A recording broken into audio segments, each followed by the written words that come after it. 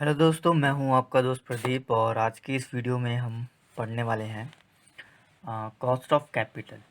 जी हाँ, financial management का एक टॉपिक है ये, जो कि बहुत ही ज़्यादा इम्पॉर्टेंट है। एग्ज़ाम में हर बार आता है इसका क्वेश्चन। कैपिटल स्ट्रक्चर पूछ लेता है या फिर कॉस्ट ऑफ कैपिटल पूछ लेते हैं। ठीक है, तो ये करना बहुत ही ज़रूरी है। तो स्टार्ट करने से पहले हमें क्या करना होगा, सबसे पहले कुछ फॉर्मूले हैं उसको देख लेना है। जी हाँ, कुछ फॉर्मूले हैं, वो पढ़ने के बाद हम डायरेक्ट न्यूमेरिकल्स करेंगे और समझेंगे कि किस तरीके से इसके क्वेश्चंस होते हैं। तो देखिए, सबसे पहले जो फॉर्मूला है वो है यहाँ पर कॉस्ट ऑफ कैपिटल किस तरीके से निकालते हैं। सबसे पहले यहाँ पर देखिए, के से आइडेंटिफाई किया जाता है कॉस्ट ऑफ कैपिटल को। R0, ठीक है, R0 क्या है? Return at zero risk. Zero risk पर रिटर्न है ये। बी फॉर होता है बिजनेस रिस्क, एफ फॉर होता है फाइनेंशियल रिस्क। ठीक, ये कॉन्सेप्चुअली आपको समझ लेना है। नेक्स्ट मेन जो है यहाँ पर कॉस्ट ऑफ मेजरमेंट्स हैं, यानी कि डिफरेंट मेजरमेंट्स है of specific source of capital. कुछ सोर्सेज हैं, sources like debentures, equity, preference share, reserves, ये सारे क्या है? हमारे सोर्सेज हैं। इनकी हेल्प से हम क्या करेंगे? मेजरमेंट करेंगे कॉस्ट ऑफ कैपिटल। किस तरीके से फाइंड आउट करते हैं ये देखेंगे। तो सबसे पहले हमारे पास है क्या? कॉस्ट ऑफ इररिडीमेबल और परपेचुअल डेट, यानी कि डिवेंचर्स की बात हो रही है जो इररिडीमेबल है। ठीक है, तो फॉर्मूला क्या है देखिए, रिप्रेजेंट करेंगे किस तरीके से, cost of capital of debenture, D for debenture. ठीक है, तो इंटरेस्ट देन ब्रैकेट में 1 माइनस टैक्स होता है, अगर टैक्स गिवन है तो आपको, और ओबियसली डिवेंचर के केस में आपको टैक्स गिवन रहेगा। ठीक है, एनपी मतलब नेट प्रोसीड्स।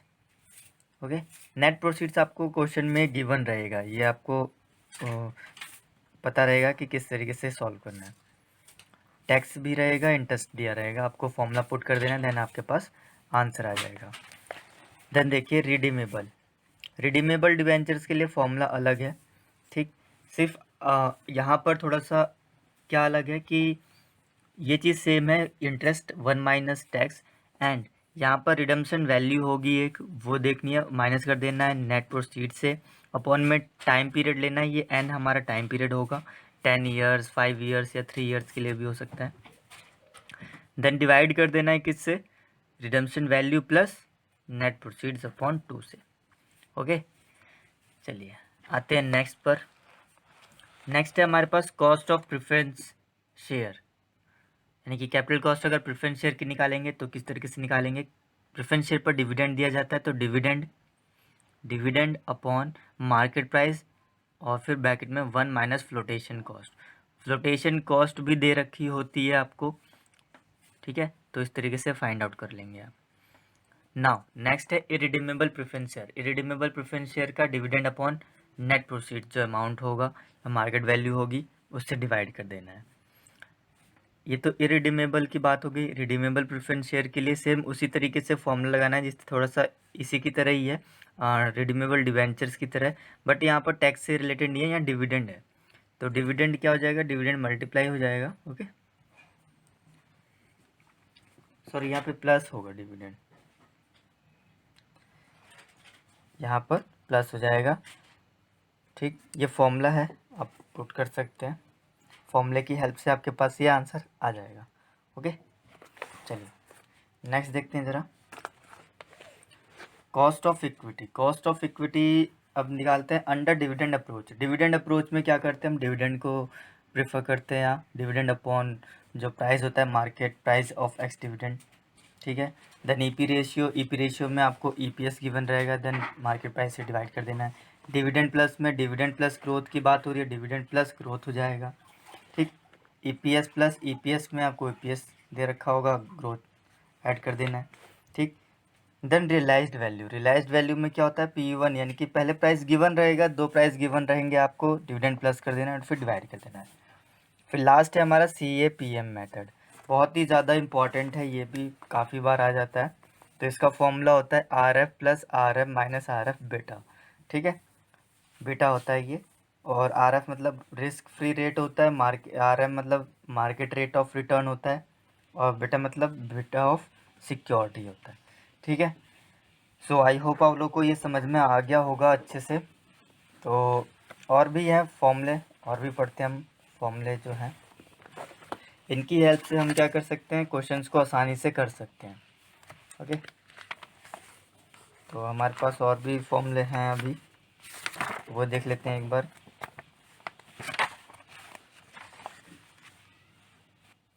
नेक्स्ट हमारे पास वैक मेथड है, वैक ठीक है, weighted average cost of capital निकालते हैं हम किस तरीके से, सिंपल वैक मेथड ये दे रखा है इक्विटी और डिविडेंड के लिए, ठीक है। विद टैक्स भी दे रखा है, विद टैक्स क्या करते हैं हम, टैक्स को माइनस कर देते हैं, सिंपल सा है। इसको मैं आपको न्यूमेरिकल के फॉर्म में समझाऊंगा तो काफ़ी अच्छे से समझ में आ जाएगा, ठीक है ना। डिविडेंड डिसीजन देखते हैं, डिविडेंड डिसीजन किस तरीके से लेते हैं, डिविडेंड रेट, डिविडेंड यील्ड या डिविडेंड पे आउट, ठीक है।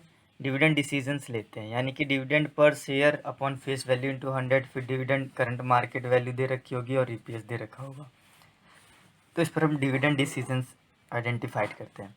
नेक्स्ट हमारा वॉल्टर मेथड, बहुत ही ज़्यादा इंपॉर्टेंट है। वॉल्टर मेथड भी कई बार पेपर में आ चुका है। सिंपल सा फॉर्मूला है, बस इसको फॉर्मूले को पुट करके डायरेक्ट हमारे पास आंसर आ जाता है। ओके, डिविडेंड अपॉन के ई, यहाँ पर कॉस्ट ऑफ कैपिटल गिवन रहेगा, आपको रेट गिवन रहेगा, ठीक है। तो यहाँ पर मोस्ट इम्पॉर्टेंट चीज़ क्या है, मैं पहले वो बता दूँ। यहाँ पर एक डिसीज़न लेना होता है क्या, कि अगर रेट जो है ज़्यादा है कॉस्ट ऑफ कैपिटल से, देन वो नील यानी कि ग्रोथ फॉर्म है, ग्रोथ कर रही है, ठीक है। अगर इक्वल रहता है तो इनडिफरेंट यानी कि कांस्टेंट फॉर्म है, बट अगर कॉस्ट ऑफ कैपिटल ज़्यादा रहती है तो डिक्लाइन फॉर्म है, डिक्लाइनिंग हो रही है, ठीक है। तो ये डिसीज़न लेना होता है, यहाँ पर मोस्ट इम्पॉर्टेंट यही है, ठीक। इसके बाद आपको क्वेश्चन को सॉल्व करने के बाद ये बताना ज़रूरी होता है। मैं आपको न्यूमेरिकल्स में करके बताऊंगा और अच्छे से समझ में आ जाएगा। गॉर्डन मॉडल में देखिए इस तरीके से ये फॉर्मूला है, दो है हमारे पास फॉर्मूले, इसको पुट करना है, ठीक। जो भी आपको क्वेश्चन में गिवन रहेगा ये काफ़ी ज़्यादा इजी होता है, क्वेश्चन में हर चीज़ गिवन होती है, आपको डायरेक्ट पुट करके आंसर फाइंड आउट करना है। देन यहाँ पर भी इसी तरीके से हमें डिसीज़न लेना होगा कि रेट मैक्सिमम है तो क्या होगा, नील, सेम यही है जो आपने यहाँ वॉल्टर मेथड में पढ़ा है।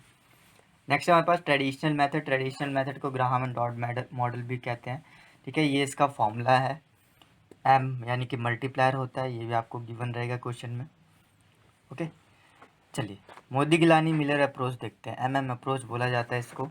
सिंपल सा है, when dividend not declare, dividend नहीं डिक्लेयर हुआ है तो वहाँ पर जीरो पुट करेंगे, डिविडेंड की जगह आप जीरो पुट कर दोगे, ठीक है। डिविडेंड नॉट डिक्लेयर्ड है, अगर डिक्लेयर्ड है तो भी यही फॉर्मूला लगेगा, ठीक है। बट डिविडेंड डिक्लेयर्ड होगा तो डिविडेंड की वैल्यू रख देंगे, नहीं डिक्लेयर्ड होगा तो ज़ीरो रख देंगे। ओके, तो आज के लिए बस इतना ही, यही थे हमारे पास फॉर्मूले। अब आगे हम क्या करेंगे, इसके न्यूमेरिकल स्टार्ट करेंगे। तो चलिए देखते हैं किस तरीके से न्यूमेरिकल्स जो हैं किए जाते हैं इन फॉर्मूले बेस पर। अच्छे से करेंगे हम, एक एक जो भी हमने सीखा अभी यहाँ पर पढ़ा है फॉर्मूला, हर एक फॉर्मूले से क्वेश्चन करेंगे। ओके,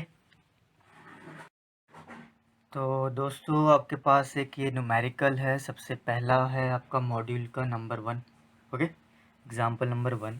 तो देखिए किस तरीके से सॉल्व करेंगे। तो पहले मैं ये क्वेश्चन समझा दूँ ज़रा।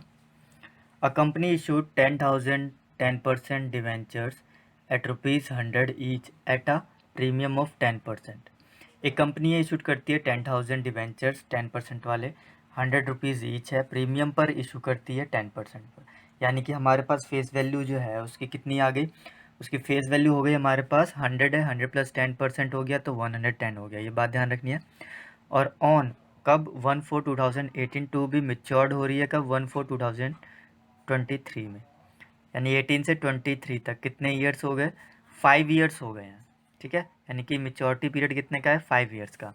The debenture redeemed on maturity पर रिडीम्ड हो रहा है, क्या निकालना है, कॉस्ट ऑफ कैपिटल निकालना है, और रिडम फॉर डिवेंचर्स के लिए एट 35% टैक्स रेट पर, ठीक है। तो चलिए देखते हैं किस तरीके से इसका, देखिए रिडीम हो रहे हैं, ये रिडीम कब हो रहे हैं, मेच्योरिटी पर। अगर इरिडीमेबल होता तो बता दिया होता, यहाँ पर देखो क्वेश्चन में बता रखा है कि क्या हो रहा है, रिडीम हो रहे हैं, तो हमें रिडीमेबल डिवेंचर वाला क्या करना पड़ेगा, यहाँ पे फॉर्मूला लगाना पड़ेगा। तो देखिए कैसे करेंगे आप, सबसे पहले फॉर्मूले फॉर्मूले को पुट करेंगे। यहाँ पे फॉर्मूला क्या था हमारे पास, देखिए फॉर्मूला लिखना बहुत ज़रूरी है। Interest 1 minus tax. Okay, then यहाँ पर क्या होता है, प्लस का साइन हो जाएगा। यहाँ पर हमारे पास होती है RV minus NP net price, और फिर RV plus NP upon 2। Okay, interest rate हमारे पास गिवन है। इंटरेस्ट रेट कितना है हमारे पास, जो है इंटरेस्ट रेट वो कितना है, वो देखिए मैं यहाँ पर बता दूँ आपको, 10% है इंटरेस्ट रेट, यानी कि 10 रुपीज़ है। ठीक है, 10% था ना, 10% इंटरेस्ट रेट है ये हमारा, तो 100 का ही 10% होगा, यानी कि 10 ले लेंगे हम। 1 माइनस टैक्स है, टैक्स कितना है 35%। 35% को इस तरीके से लिखेंगे, है ना, इस तरीके से लिख सकते हैं ओब्वियसली। देन प्लस का sign. Redeemable value, redeemable value हमारी कितनी है, जनरल सा वही 100 है, बट नेट वैल्यू कितनी है हमारे पास, नेट वैल्यू हमारे पास 110। किस तरीके से, 100 प्लस प्रीमियम हो जाएगा। और पीरियड देखा जाए तो हमारे पास टाइम पीरियड कितना है, 5 ईयर्स का है।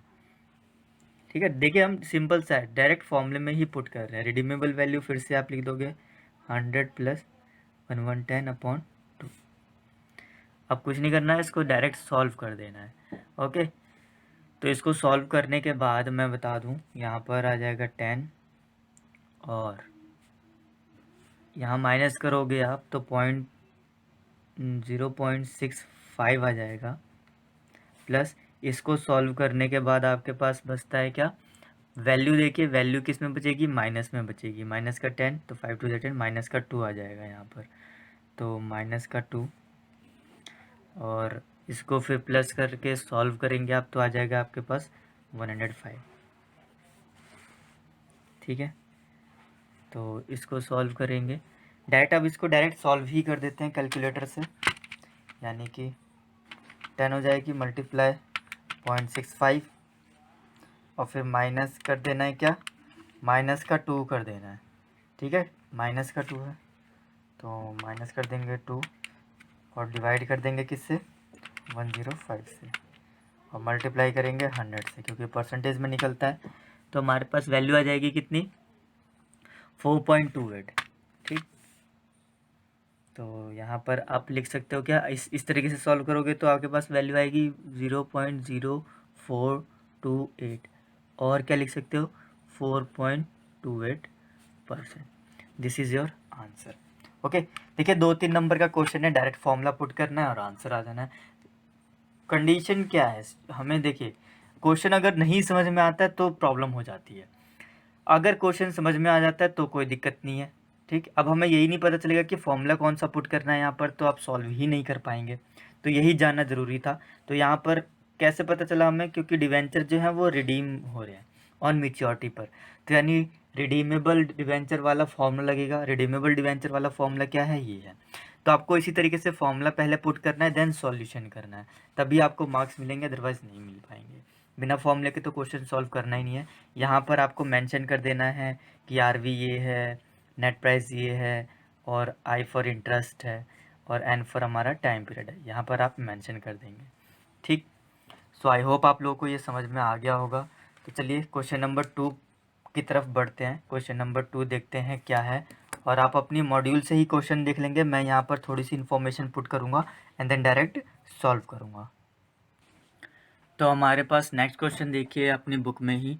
नेक्स्ट क्वेश्चन क्या है, a company issue 10,000 10% debenture of ₹100 है ईच, एंड ये मेच्योरिटी पीरियड दे रखा है 1/4/2018 से लेकर मेच्योर्ड हो रहा है कब, वही 1/4/2023 में।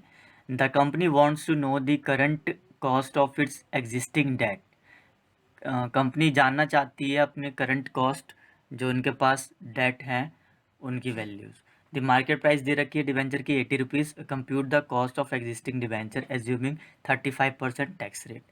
तो सिंपल सा है, वही रिडीमेबल वाला फॉर्मूला लग जाएगा जो हमने अभी पहले लगाया है। ठीक है, डायरेक्ट उसी तरीके से सॉल्व हो जाएगा, बहुत ही ईजी क्वेश्चन है ये। तो इस क्वेश्चन को नहीं करता हूँ मैं, ये क्वेश्चन आप खुद ही कर लेंगे, बहुत ही ज़्यादा सिंपल है, तो हो ही जाएगा। हम बढ़ेंगे अपने नेक्स्ट क्वेश्चन की तरफ। देखिए मैं अब इलिस्ट्रेशन नंबर 4 पे आ गया हूँ। इलिस्ट्रेशन नंबर 4 क्या है, ABC limited issue 2000 shares. ABC limited जो है वो इशू करती है 2000 शेयर्स और 10% प्रेफरेंस शेयर हैं ये, ठीक है, 10% वाले हैं प्रेफरेंस शेयर, इशू करती है 2000 और कितने रुपए से, 100 रुपये से, each eight 95%, sorry each eight 95 sorry question में एक बार और पढ़ लेता हूँ। ABC limited issue 2000 10% preference share of ₹100 each eight 95 rupees each, यानी 100 रुपये वाले 95 में इशू करती है, ठीक है। तो the company proposes to redeem, वो प्रपोज करती है रिडीम करने के लिए the preference share at the end of 10th year, 10th year में वो रिडीम कर रही है, ठीक। तो आपको बताना है कॉस्ट ऑफ प्रेफरेंस शेयर बताना है, ठीक है। तो देखिए यहाँ पर रिडीम्ड की बात हो रही है, तो रिडीमेबल प्रेफरेंस शेयर का फॉर्मूला लग जाएगा। तो रिडीमेबल प्रेफरेंस शेयर का फॉर्मूला क्या होता है, तो हमने पढ़ा ही था फॉर्मूले में, ठीक है, इलिस्ट्रेशन नंबर 4 है ये आपका। जिस तरीके से रिडीमेबल इसका फॉर्मूला होता है डिवेंचर का, सेम थोड़ा सा उसी तरीके से ही होता है। तो देखिए मैं यहाँ पे फॉर्मूला लिख रहा हूँ। सबसे पहले तो डिविडेंड होता है, देन प्लस क्या हो जाता है, रिलाइजेबल वैल्यू हो जाती है, रिडीमेबल वैल्यू या रिलाइजेबल वैल्यू जो भी हो, ठीक, रिडीमेबल वैल्यू अपॉन एन और फिर redeemable value plus NP upon 2। तो ये आपका फॉर्मूला है किसका, रिडीमेबल प्रेफरेंस शेयर का, ठीक है। ये फॉर्मूला पुट कर देना है। अब देखिए डिविडेंड हमें मिल रहा है कितना, 10% डिविडेंड है, क्योंकि 10% प्रेफरेंस शेयर वाले हैं, तो डिविडेंड क्या हो जाएगा, 10 हो जाएगा। तो 10 यहाँ पुट कर दोगे आप। अब हमें रिडीमेबल वैल्यू तो 100 है, ओके, लेकिन नेट प्रोसीड अगर मैं बात करूँ, नेट प्राइस कितना होगा उसका, क्योंकि 100 रुपये वाले उसने कितने में रिडीम किया है, 95 में, ठीक है। 100 रुपये वाले प्रेफरेंस शेयर हैं, लेकिन कॉस्ट कितनी लिए, 95। तो यहाँ पर नेट प्रोसीड कितना लेना पड़ेगा, 95 लेना पड़ेगा। और मेचोरिटी पीरियड है ही आपके पास, मेचोरिटी पीरियड है कितना, 10। तो 10 यहाँ पर पुट कर दोगे, फिर इसी तरीके से 100 कर दोगे, प्लस कर दोगे 95 एंड डिवाइडेड बाय 2। बस इसको सॉल्व कर लेना है, आपके पास आंसर आ जाएगा, ओके। सो आई होप आप लोगों को अच्छे समझ में आ गया होगा ये क्वेश्चन। देखिए मैं यहाँ पर करके ही बता देता हूँ किस तरीके से होगा। 10 प्लस, इसको सॉल्व करने पर आपके पास आएगा आंसर क्या, 5/10, ओके। इसको 195/2। तो ये जब, अब कोई दिक्कत नहीं होगा, ये डायरेक्ट हो जाएगा।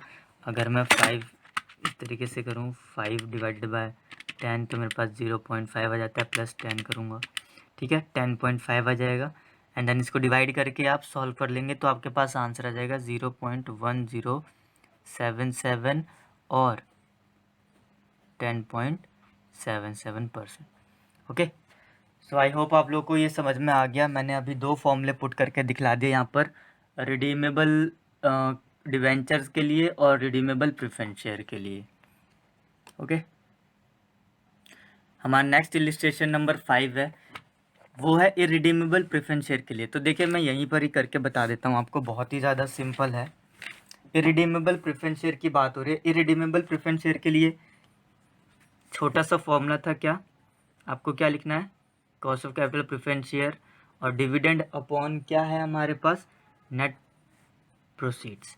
तो यहाँ पर देखिए क्वेश्चन है, ABC and company limited issue 2000 share, issue करते हैं 10% प्रेफरेंस शेयर वाले हैं, 100 रुपीज़ ईच एट 95 में। तो यहाँ पर देखिए डिविडेंड कितना है, 10 है, नेट प्रोसीड कितना है, 95, ठीक। तो हो जाएगा, देखिए 10 आप पर, लेकिन आपको ये ध्यान रखनी है, क्या ध्यान रखना है कि जो 10 है वो कितने नंबर ऑफ शेयर पर है, यानी कि 2000 पर, 95 कितने नंबर ऑफ शेयर हैं, 2000 पर। बस इसको यहाँ पर अब आपको सॉल्व कर देना है। डायरेक्ट आप इस तरीके से भी कर सकते हैं, सिंपल सी बात है, इसको कट हो जाएगा, आएगा तो यही है ना। तो 10/95 ही डायरेक्ट कर सकते हैं आप, तो आपके पास आंसर आ जाएगा क्या, 0.1053। Is that clear. कहने का मतलब ये है, यहाँ पर D1 होता है और P0, ठीक है। तो यहाँ पर dividend for the first issued preference shares जो होते हैं वो, ठीक है। तो इसलिए हमने 2000 लिया है, ठीक है, जितने प्रेफरेंस शेयर इशू होते हैं वो लेना पड़ता है। तो कोई दिक्कत नहीं, आप डायरेक्ट फॉर्मूला पुट करके ये आंसर ला सकते हैं। नेक्स्ट क्वेश्चन है आपका इलिस्ट्रेशन नंबर 6। इलिस्ट्रेशन नंबर 6 में बता दूं किस तरीके से होगा। देखिए यहाँ पर आपको अब फ्लोटेशन कॉस्ट दे रखी है, प्रेफरेंस शेयर है यहाँ पर, ठीक है। If Reliance Energy Limited is issuing preferred stock at 100 rupees per share with a stated dividend 12 rupees dividend है एंड अ फ्लोटेशन कॉस्ट है 3%, then what is the cost of preference share. तो देखिए यहाँ पर डिविडेंड जो है हमें 12 rupees मिल रहा है 100 रुपीज़ पर, ठीक, और फ्लोटेशन कॉस्ट है 3% का। तो हमें पता कैसे चलेगा कि क्या, सबसे पहले तो ये आइडेंटिफाई करना है कि रिडीमेबल है या इरिडीमेबल है। तो यहाँ पर क्या है, इरिडीमेबल है, पहले तो बात तो ये कंफर्म हो गई, ठीक है। और हमें फ्लोटेशन कॉस्ट दे रखे हैं, तो हमारे पास प्रेफरेंस शेयर से रिलेटेड 3 फॉर्म लेते हैं, एक इरिडीमेबल वाला, एक रिडीमेबल वाला और एक फ्लोटेशन कॉस्ट वाला। तो फ्लोटेशन कॉस्ट जब गिवन होता है तब किस तरीके से सॉल्व करते हैं, देखिए सिंपल सा है, डिविडेंड लिख देंगे, डिविडेंड, और फिर मार्केट प्राइस होता है ब्रैकेट में 1 माइनस फ्लोटेशन कॉस्ट, ठीक, इस तरीके से फाइंड आउट किया जाता है। तो डिविडेंड हमारा 12 है, मार्केट प्राइस हमारा सिंपल सा 100 है, 1 माइनस फ्लोटेशन कॉस्ट आपको दे रखा है 3%, यानी मैं लिख सकता हूँ इसको 0.03, है ना। अब इसको आपको सॉल्व कर देना है, बस डेट्स इट। इसको सॉल्व करने के बाद आपके पास आंसर आ जाएगा डायरेक्ट, कितना आ जाएगा 0.1237 और 12.37। सो आई होप आप लोग को अच्छे समझ में आ गया होगा। अभी तक हमने क्या कर लिया, अभी प्रेफरेंस शेयर और डिबेंचर का कर लिया, अब किसकी बारी आती है, अब आती है इक्विटी की। चलिए इक्विटी के लिए भी आगे बढ़ते हैं हम। तो दोस्तों यहाँ पर जो इलिस्ट्रेशन नंबर 7 है वो थोड़ी सी मिस्टेक है। यहाँ पर मिस्टेक क्या है, ग्रोथ रेट जो है 70% लिया गया है नेक्स्ट ईयर के लिए। अगर हम 70% लेते हैं, क्वेश्चन के हिसाब से चलते हैं तो अलग आंसर आएगा, और सॉल्यूशन के हिसाब से चलते हैं तो अलग आंसर आएगा। सॉल्यूशन के हिसाब से चलते हैं तो 12% ही आएगा। इट मीन सॉल्यूशन में क्या कर रखा है कि ग्रोथ परसेंटेज जो है वो 10% लिया हुआ है, बट क्वेश्चन में क्या गिवन है 70%। तो मैं यहाँ पर ग्रोथ रेट जो है 10% से लेकर ही कर रहा हूँ सॉल्व, ठीक है। ग्रोथ रेट जो है मैं 10% से लेकर कर रहा हूँ। तो किस तरीके से सॉल्व होगा, देखिए सबसे पहले आपको फॉर्मूला लिख लेना है, d1/p0 प्लस ग्रोथ रेट। तो d0 हमारे डिविडेंड जो है वो कितना मिल रहा है, 1 मिल रहा है। तो d1 देखा जाए ऑन प्रेफरेंस शेयर पर तो कितना हो जाएगा, 1 × 1 10। क्यों ऐसा क्यों हुआ है, क्योंकि ग्रोथ रेट क्या हुआ है हमारा, ग्रोथ रेट जो है वो है हमारा 10% है। इट मीन्स पहले था हमारा 100%, अब क्या हो जाएगा 110 हो जाएगा, ओके। तो यानी कि अब जो वैल्यू है वो आ जाएगी क्या 1.1, ठीक। डिविडेंड भी बढ़ जाएगा, जब ग्रोथ बढ़ेगी तो डिविडेंड भी बढ़ेगा, सिंपल सी बात है। तो हमारे पास अब P0 क्या है, P0 55 है, और ग्रोथ रेट जो हमने गिवन था ही 10%, विच इज़ इक्विवेलेंट टू 0.1। अब हम डायरेक्ट फॉर्मूले में पुट करेंगे कि E is equal to 1.1 which is D1, okay, and P0 हमारा 55 है, प्लस कर देंगे 0.1। इसको सॉल्व करने के पास हमारे इसको सॉल्व करने के बाद हमारे पास आता है 0.12, 100 से मल्टीप्लाई है 12% आंसर आ जाएगा, ओके। देन ये मैच हो जाएगा क्वेश्चन किससे, आपका सॉल्यूशन जो है इलिस्ट्रेशन नंबर 7 से। बट अगर हम यहाँ पर 70% से करते, ग्रोथ रेट को 70% लेते, तो यहाँ पर आप क्या करते हैं 170 कर देते, ठीक है। 170 यानी कि 1 का 170% निकाल कर देन यहाँ पर डिविडेंड वो पुट करेंगे और आंसर आपके पास फिर आ जाएगा, ठीक। तो इसका मतलब अगर आप क्वेश्चन के हिसाब से चलते हैं तो आंसर अलग आएगा, अगर आप सॉल्यूशन के हिसाब से चलते हैं तो आंसर अलग आएगा। तो मैंने यहाँ सॉल्यूशन के हिसाब से लिया हुआ है, 12% किस तरीके से आया वो देख लेना है। सो आई होप आप लोग को ये समझ में आ गया होगा अच्छे से। तो अब आगे देखते हैं, आगे क्या है हमारे पास, अर्निंग मॉडल है। अर्निंग मॉडल मतलब अब ईपीएस पर डिपेंड करता है, यानी कि अब आपको क्या दे रखा है, ईपीएस गिवन है, ठीक है। तो आगे अब हम नेक्स्ट वीडियो में स्टार्ट करेंगे, अभी तक के लिए इतना ही। सो आई होप गाइज आप लोग को अच्छे समझ में आया होगा। अगर आपको और भी वीडियोस चाहिए इस टॉपिक पर सो प्लीज़ कमेंट में ज़रूर लिखिए, और सब्सक्राइब करना ना भूलिए, बेल आइकन को भी प्रेस कर दीजिए जिससे कि आपको लेटेस्ट अपडेट मिलती रहे। So thank you so much guys, thank you so much for watching my videos.